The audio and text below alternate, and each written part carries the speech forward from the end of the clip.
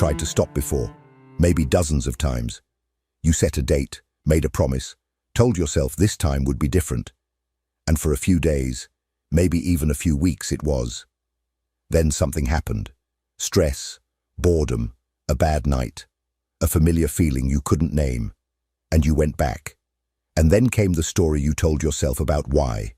That story is the most dangerous thing about your addiction, not the habit, not the substance, not the behavior, the story. Because the story you told yourself, the one that felt honest, even obvious, was that you failed because something is wrong with you.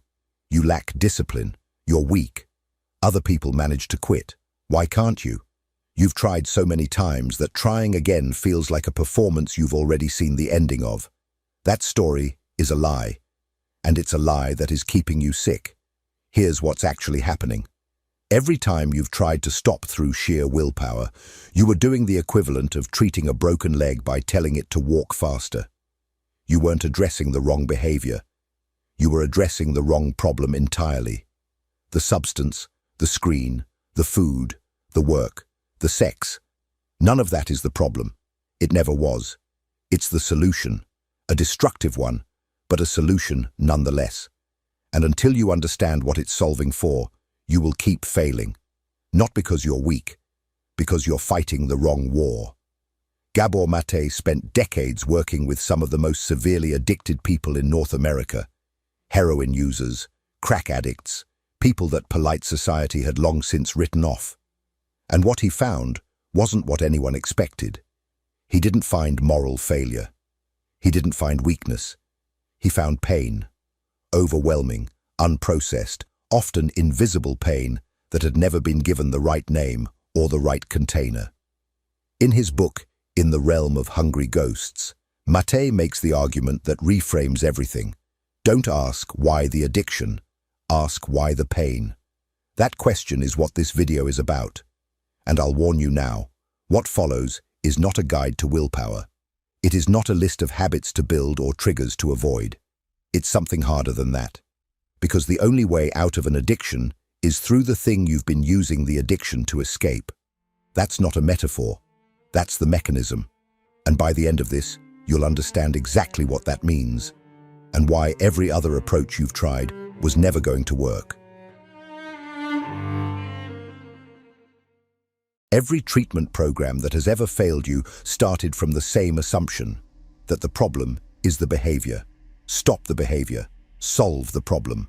White-knuckle your way through the craving. Replace the habit. Build a streak. The logic seems airtight until the fourth relapse, the fifth, the 10th, when it becomes impossible to ignore that something more fundamental is going on. The behavior is not the problem. The behavior is the answer to the problem.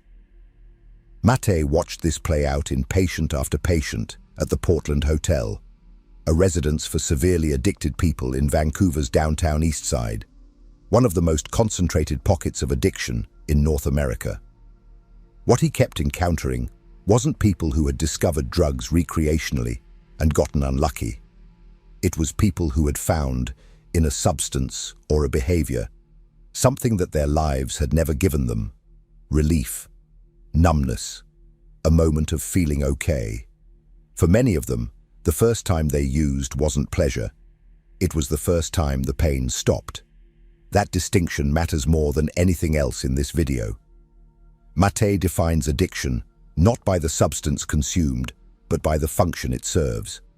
Any behavior that a person compulsively returns to despite negative consequences, and that provides temporary relief from internal distress, qualifies.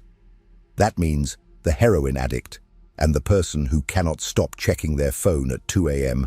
are operating from the same underlying dynamic. The drug is different. The logic is identical. Something hurts, and this makes it stop hurting for a while. The neuroscience supports this completely. The brain's opioid system, the same system that external opiates hijack, is responsible for regulating emotional pain, physical pain, and the experience of human connection. These are not separate systems. They are the same system. When a child is held by a loving parent, endorphins are released. When that child is isolated, ignored, or frightened without comfort. The same system registers distress. If that distress becomes chronic, if the nervous system never learns to regulate itself because the environment never provided that regulation, the brain will spend decades searching for something external to do what the internal system was never allowed to develop. Addiction is what that search looks like when it finds something that works. This is why just stop is not a strategy. You cannot simply remove a solution without addressing the problem it was solving. The person who quits alcohol through willpower alone and immediately becomes a workaholic, or an obsessive exerciser, or suddenly can't stop eating, that person hasn't recovered. They've switched compounds. The underlying pressure is still there, still looking for an exit.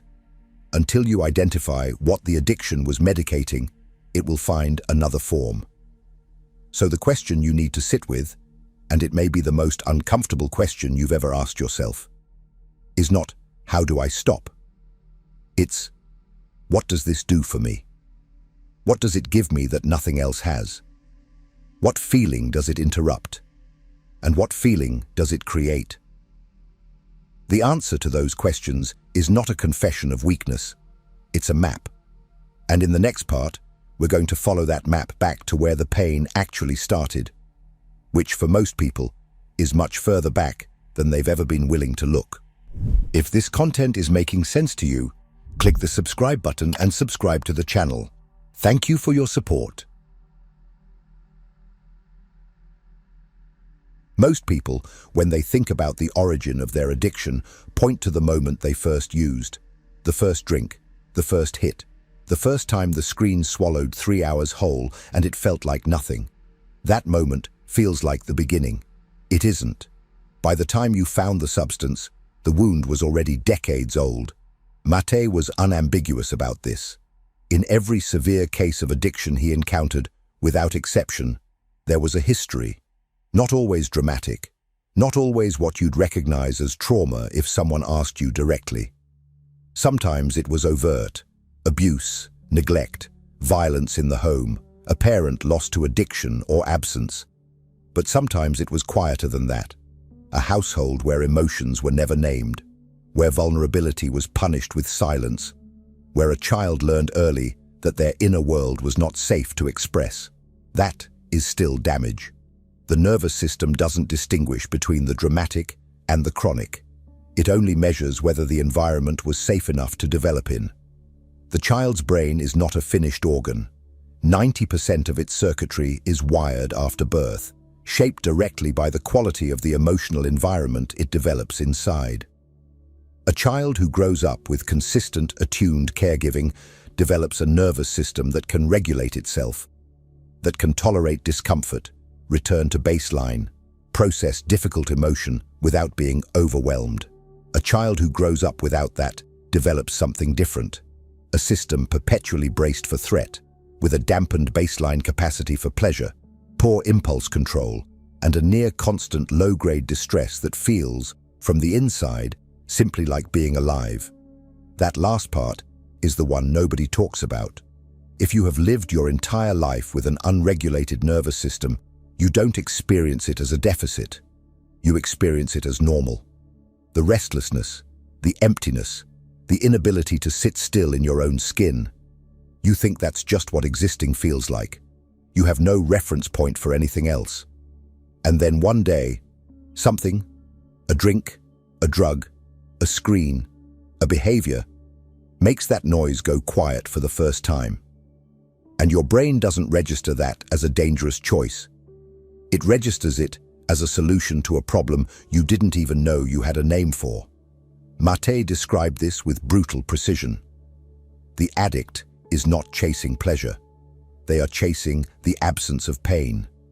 And the pain they're chasing the absence of is often a pain so old, so woven into the fabric of their daily experience, that they have long since stopped calling it pain at all.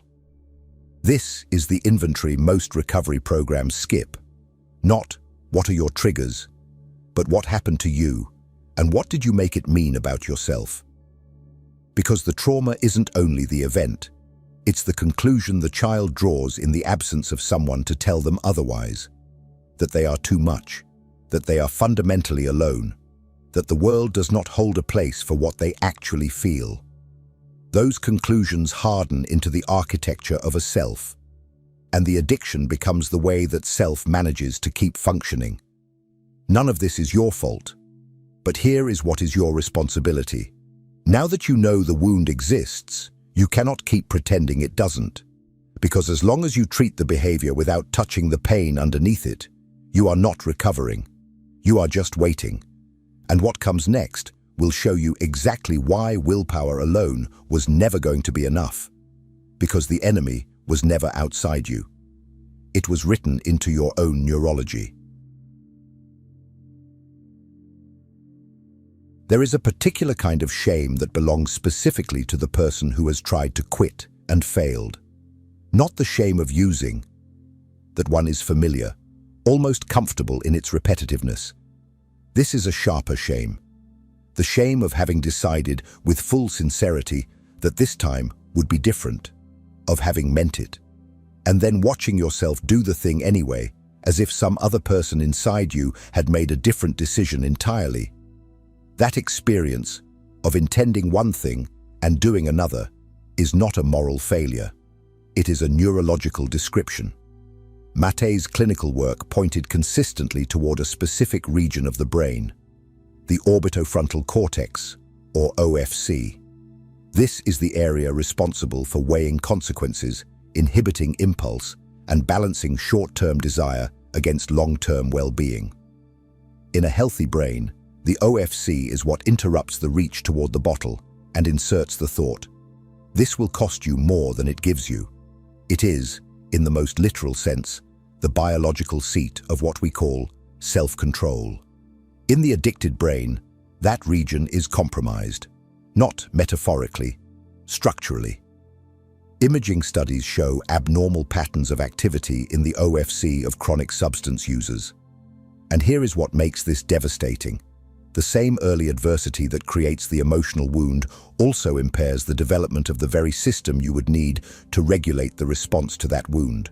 The trauma doesn't just create the pain, it disables the circuit that would allow you to manage it. So when you stood in front of that bathroom mirror and promised yourself you were done, you were making a sincere commitment with a system that was structurally incapable of keeping it under pressure. The moment cravings surged, the moment the old pain fired, the OFC went quiet. Not because you didn't want to stop badly enough, because the part of the brain that enforces wanting was outgunned by the part of the brain that was trying to survive. Willpower was never the variable. It was never the thing that separated people who recovered from people who didn't. What separated them was whether the underlying pain was addressed, whether the nervous system had tools to regulate itself, whether the person had enough genuine connection to make sobriety feel like something other than deprivation. And here is the piece that makes this even more difficult. Shame actively makes it worse. This is not a therapeutic platitude. This is mechanism. Shame is itself a form of acute emotional pain. And acute emotional pain activates the exact same drive toward relief that sustains the addiction in the first place. Every time you called yourself weak, every time you told yourself that a stronger person would have stopped by now, you were pouring accelerant on the fire you were trying to put out. The self-hatred was not motivating you, it was feeding the cycle. Maté saw this in every patient. The more contempt they had absorbed, from family, from institutions, from themselves, the more tightly the addiction held. Not because contempt made them enjoy the substance more, because contempt deepened the pain that the substance was medicating. You cannot shame someone out of an addiction. You cannot shame yourself out of one either. What actually breaks the cycle is something most people find far more threatening than self-criticism. It requires turning toward the pain instead of away from it, facing what the addiction was protecting you from, and building something real enough to replace what it was giving you. And that starts with the most radical claim Maté ever made. One that reframes not just addiction, but everything you thought you understood about why people fall apart. That claim is coming next. Everything you have been told about recovery centers on subtraction. Remove the substance, eliminate the behavior, build walls between yourself and the thing that is destroying you. The entire architecture of conventional treatment is built on this logic, that freedom is what remains once the addiction is gone. That logic is wrong, and the wrongness of it is why so many people get sober and remain utterly miserable. Maté arrived at a conclusion that sounds simple until you sit with it long enough to feel its full weight. The opposite of addiction is not sobriety, it is connection. Not connection as a vague therapeutic ideal, but connection in the most biological, structural sense. The lived experience of being known by other human beings, of belonging to something beyond your own suffering, of mattering to a world that registers your presence. When that is absent, the brain does not simply feel lonely. It enters a state of chronic deficit that it will spend enormous energy trying to correct. The neuroscience underneath this is precise. The same opioid system that external drugs hijack is the system activated by genuine human attachment. When connection is real and consistent, the brain produces its own regulation. When it is absent, when a person grows up unseen or spends years in the particular loneliness of being surrounded by people who do not actually know them, the system runs dry. And a system running dry will seek any external input that mimics what should have been generated from within. This is not metaphor. This is the actual mechanism. Maté watched this dynamic play out in the downtown East Side with a consistency that could not be explained away. The people most thoroughly consumed by addiction were not, at their core, people who loved drugs.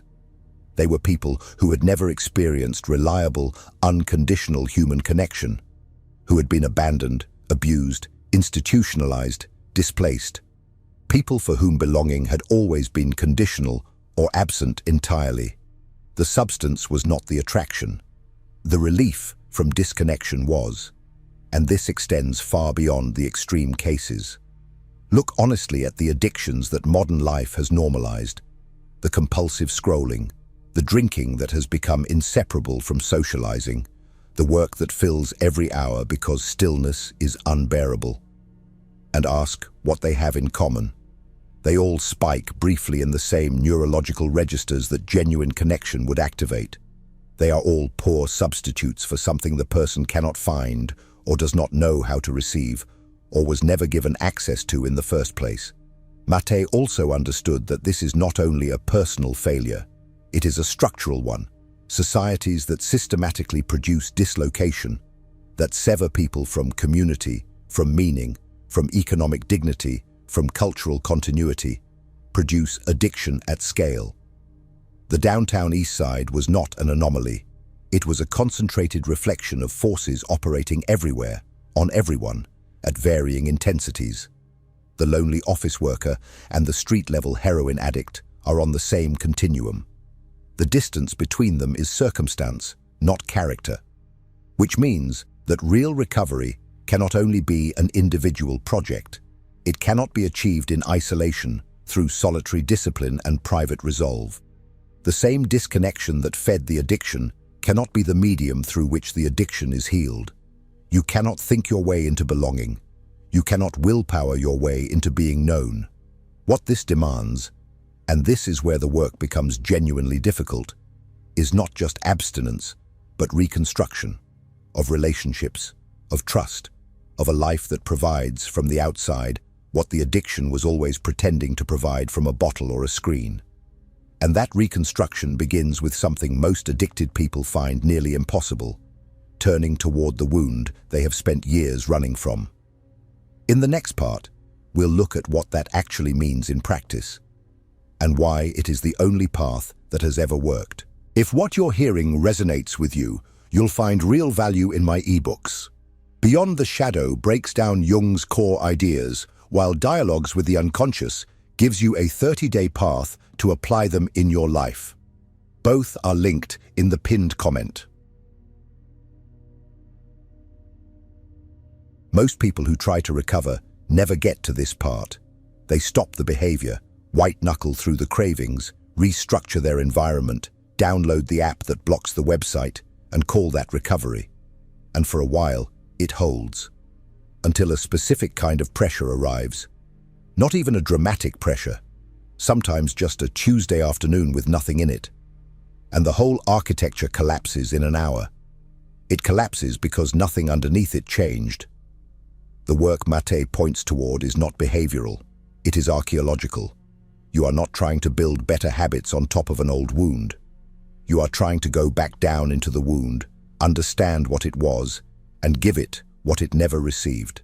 That is the work. And it is the hardest thing a human being can do, because it requires you to move directly toward the thing you have spent years perfecting your escape from. The first step is not sobriety. It is honesty. Not the performed honesty of a confessional. Not listing your failures in front of a group, though that has its place. But a quieter, more precise form of self-examination. When the urge arrives, before you act on it, you pause long enough to ask, what am I feeling right now that I am trying not to feel? That question sounds simple. It is not. Most people in the grip of a craving cannot answer it because they have spent so long treating their emotional life as background noise that they have lost the capacity to read it with any precision. Loneliness registers as restlessness. Grief registers as boredom. Shame registers as anger. The addiction has been translating for so long that you have forgotten the original language. Learning to read that language again is not optional. It is the entire project. This is where the role of genuine therapeutic support becomes not a luxury, but a necessity. Maté was explicit. Trauma stored in the body and the nervous system cannot be fully processed through insight alone. Understanding why you are the way you are does not automatically release the physiological imprint of what happened to you. The work requires something more somatic, more relational, a space where the nervous system is allowed to complete the responses it was forced to suppress, in the presence of someone who does not flinch. But therapy is not the only form this takes. What Maté observed in his patients who genuinely turned a corner was not always clinical intervention. It was the arrival of real connection, a relationship where they were known without being managed, a community where belonging was not contingent on performance. Sometimes a single person who looked at them with recognition rather than judgment was enough to begin the thaw. The nervous system responds to safety. When it finds it, genuinely, not performatively, it begins, slowly, to release what it has been holding.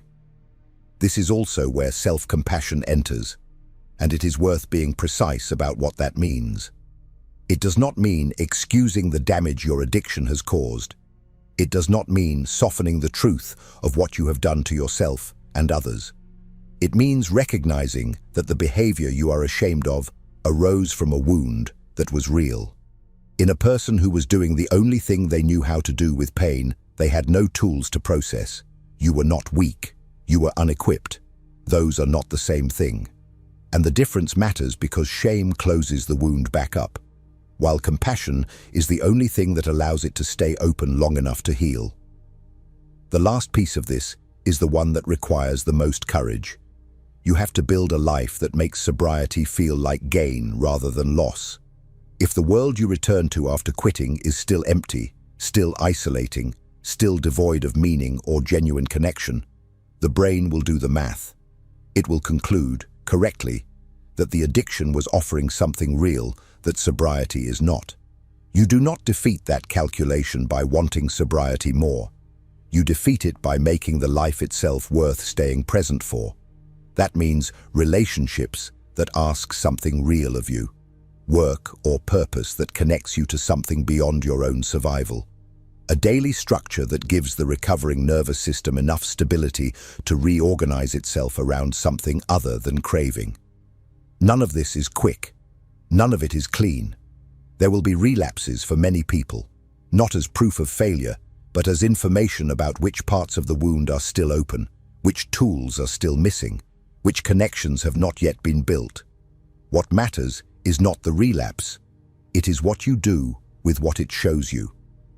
The truth Maté spent his career pointing toward is almost unbearably simple. You are not fighting an addiction. You are trying to come back to yourself. And in the final part of this video, we're going to name exactly what that costs and why it is the only thing worth paying. Here is what nobody wants to tell you, because it is uncomfortable to say, and even more uncomfortable to hear. There is no version of this that doesn't require you to feel the thing you have spent years not feeling. Not a gentler version of it. Not a managed, therapist-supervised, safely contained version where you touch the edge of the pain and then step back. The actual thing. The grief you have been outrunning. The shame that has never been spoken aloud to another human being. The loneliness so old it has become structural, so familiar you stopped recognizing it as loneliness and started calling it just the way things are. That is what has been driving the addiction, and that is what you will have to turn and face. Maté spent decades watching people arrive at this threshold and turn back. Not because they lacked courage in the ordinary sense. Many of his patients had survived things that would have destroyed most people. They turned back because nobody had ever told them that the pain was survivable, that it had an end, that on the other side of actually feeling it, rather than medicating it, something different was possible. They had learned, early and thoroughly, that their inner world was a place to escape from. The idea that it could become a place to live in was simply not available to them. It can become available to you. But only if you stop lying about what the addiction was for. You were not weak. You were not broken. You were a person in pain who found something that made the pain stop, and you used it, and it worked, until it didn't. And by then the cost of stopping felt higher than the cost of continuing. That is not a moral failure. That is a human being doing what human beings do when they are suffering without adequate support. Maté's most radical insistence was not a clinical argument. It was a moral one, that compassion, not contempt, is the only foundation on which genuine recovery can be built. Every system that has tried to shame or punish people out of addiction has failed, not occasionally, structurally, predictably, always. The challenge this video is leaving you with is not a behavioral one. It is not a list of things to do tomorrow morning. It is a single, difficult question that only you can answer. Are you willing to stop managing the symptoms and start looking at the cause? Because that willingness, not discipline, not motivation, not the right program, is the only thing that separates the people who recover from the people who cycle endlessly through the same patterns until the body gives out. The work is hard. It will ask you to be more honest than you have ever been, more vulnerable than feels safe, more patient with yourself than your self-criticism will want to allow. It will require you to grieve things you have not yet admitted losing. It will require you to ask for connection in a world that has often punished you for needing it. But here is the other side of that truth, the one Maté arrived at after decades in the worst rooms. People do recover, not by becoming different people, but by finally becoming themselves, by finding, underneath the addiction and the shame and the years of managed survival, that the self they were running from was not the monster they feared. It was just a person who had been hurt and had never been shown another way. You are not your addiction. You are the person it was protecting. If this video cracked something open in you, sit with that. Don't rush to close it. Write something down. Say something out loud to someone you trust. That discomfort you're feeling right now is not a problem to solve. It is the beginning of the only process that has ever actually worked. And if you want to go deeper into the psychology beneath the patterns, the structures underneath the suffering, the next video is already waiting. Don't stop here. I'll see you there.